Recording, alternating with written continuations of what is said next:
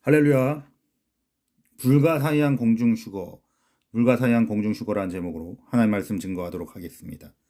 고린전서 15장에서 하나님의 영의 감동하심을 받은 사도 바울은 모든 믿는 자들이 죽은 자 가운데서 부활할 것을 분명하게 가르치고 있습니다. 또한 그는 부활된 몸이 참된 실체를 가진 영원 불멸의 형태로 놀라운 변화를 입을 것이라고 밝히고 있습니다. 바로 우리의 새 몸이 하늘에 속한 자의 형상, 즉 주 예수의 부활하신 몸과 같이 될 것이라고 가르쳤습니다. 이것에 관해 그는 설명하기를 혈과육은 하나님 나라를 유업으로 받을 수 없고 또한 썩은 것은 썩지 아니할 것을 유업으로 받지 못하니라 고 말하였습니다. 바꾸어 말하면 썩을 수밖에 없는 세상의 요소들에 의해 유지되는 피와 살로 된 우리의 육체는 다른 형태의 몸으로 변화되어야만 한다는 것입니다. 이 새로운 형태도 물질적인 몸이지만 그것은 영적이고 썩지 아니하며 영원한 천국에 적합한 새로운 몸일 것입니다. 부활하신 주 예수는 우리의 미래 존재의 모범이십니다. 그는 마음대로 나타나실 수도 사라질 수도 있었습니다. 그는 단단한 벽을 지나가실 수도 있었습니다. 그는 눈에 보이고 만질 수도 있었습니다. 물론 필요로 하시지는 않았지만 그는 음식을 드실 수도 있었습니다. 영광을 입으신 몸이었지만 그는 눈에 보이셨습니다. 우리의 부활한 육체는 더 이상 죽음과 노화, 슬픔, 애통, 눈물, 그리고 고통 같은 것을 겪지 않을 것입니다. 이상의 것들은 우리 믿는 자들이 장차 부활된 몸으로 누릴 수 있는 신비한 일들 중에 극히 일부입니다. 그러나 부활되기 위해서는 한 가지가 우선 갖춰져야만 합니다. 즉, 먼저 죽어야만 합니다. 부활이란 죽은 자만을 위한 것입니다. 죽은 자들로부터의 부활은 틀림없이 구약시대에 제시된 소망이었을 것입니다. 소망에 대한 고대의 교훈이 있습니다. 부활의 소망에 관한 구약의 최초의 기록은 욥기에서 찾아볼 수 있습니다. 실제로 욥은 아브라함과 모세보다도 훨씬 먼저 살았던 사람입니다. 사람이 죽으면 어찌 다시 살리까? 나는 나의 싸우는 모든 날 동안을 참고 놓이기를 기다렸나이다 라고 말하면서 욥은 부활이라는 인간 수건의 문제를 제기하였습니다. 욥은 자기가 부활된 새로운 몸을 얻기까지 꾸준히 참고 기다릴 것이라 말함으로써 이 문제에 스스로 대답한 것입니다. 욥은 그가 살았던 거룩한 직접 계시의 시대를 생각하면서 자기의 부활에 대한 놀라운 확신을 밝힙니다. 내가 알기에는 나의 구속자가 살아계시니 후일에 그가 땅 위에 서실 것이라. 나의 이 가죽 이것이 썩은 후에 내가 육체 밖에서 하나님을 보리라. 내가 친히 그를 보리니 내 눈으로 그를 보기를 의인처럼 하지 않을 것이라. 내 마음이 초급하구나. 이 고백이 특히 놀라운 까닭은 그 당시까지는 아직 하나님의 계시가 기록되어 있는 것이 전혀 없었기 때문이었습니다. 인용될 수 있는 구약의 다른 많은 구절들과 마찬가지로 이 구절은 인류가 지구 위에 나타난 직후부터 구속의 역사 전체를 통틀어 부활의 개념이 인식되고 믿어졌음을 보여줍니다. 나는 그 비밀을 사랑합니다. 부활에 대해 가르치는 가운데 바울은 말하기를 보라 내가 너에게 비밀을 말하노니 우리가 다 잠잘 것이 아니요 마지막 나팔에 순식간에 호련이 다 변화하리니 라고 했습니다. 이 구절에는 매우 중요한 진리들이 포괄되어 있습니다. 첫째, 바울은 비밀을 알려주겠다고 말하고 있습니다. 바울이 비밀이라는 말을 사용했을 때 그것은 그가 이제까지 밝혀지지 않은 새로운 어떤 진리를 말하리라는 것을 의미합니다. 신약 성경에 사용된 헬라어 원어는 이제까지 밝혀지지 않았으나 이제 비로소 참된 믿는 자들에게 밝혀진 것입니다. 그러면 새로운 그 비밀이란 무엇입니까? 같은 장에서 바울은 구약 성경에 나타나 있는 것, 즉 살과 피로는 하나님 앞에 나아갈 수 없으며 먼저 우리가 죽은 뒤 새로운 영원한 형태로 변화되어야 한다는 것을 요약해 놓았습니다. 휴거는 죽음이 아니다라는 것입니다. 휴거는 곧 그 비밀의 내용은 우리 크리스찬 중에 죽음을 맛보지 않을 사람들이 있다는 것입니다. 그것이 바로 두 번째 진리입니다. 이것은 완전히 새로운 개념입니다.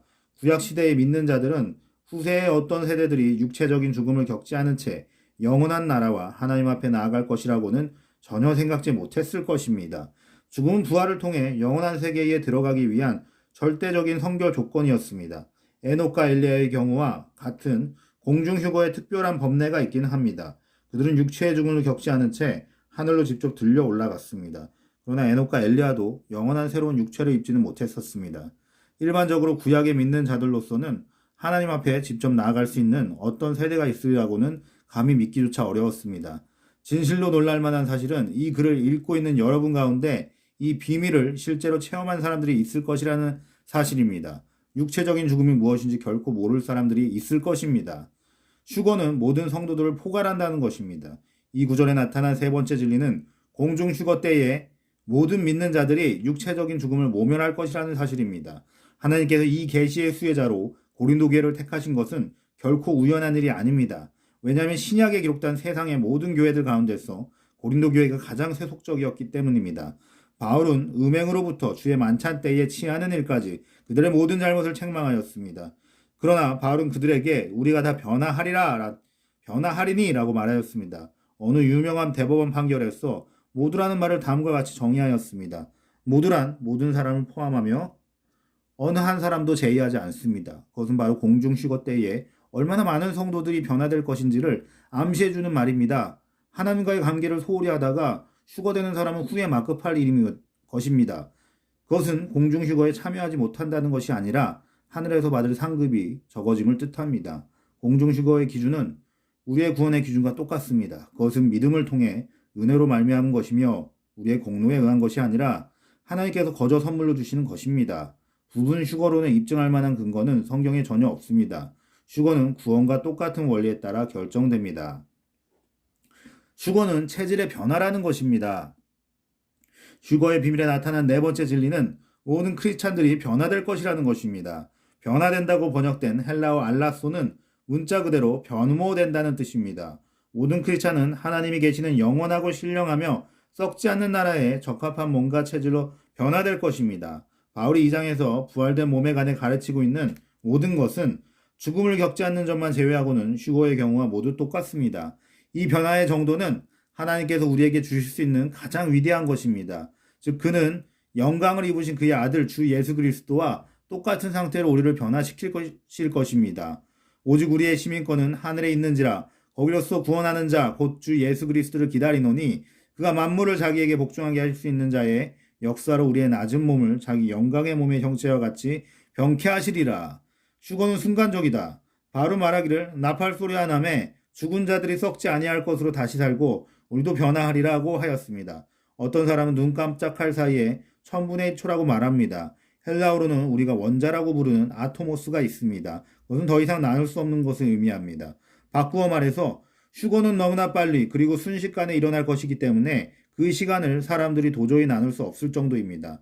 상상해 보십시오. 눈 깜짝할 사이에 살아있는 모든 믿는 자들이 지상에서 사라질 것입니다. 갑자기 아무런 예고도 없이 불신자들만이 지구 위에 남게 될 것입니다.